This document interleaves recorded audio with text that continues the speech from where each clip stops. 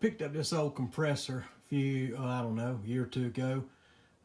Really nasty, bad shape, cleaning it out. I was aggravated with the oil drain in it because it ran all over the place when you drained it. And I posted something about just running a pipe like this and capping it off.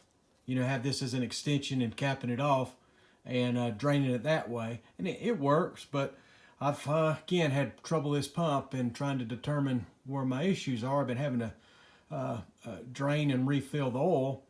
And it just so happens I've been taking down some air lines and had some extra lines and valves available.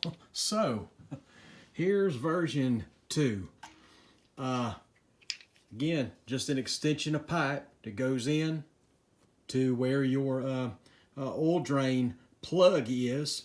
Run the pipe out and just run your valve out here on the end. And what I'm going to do for, I don't have one at the moment, but just for a continued peace of mind, is just put a plug in here. Just finger tight, put it here. Should this thing ever get bumped or anything, you don't have to worry about everything running out.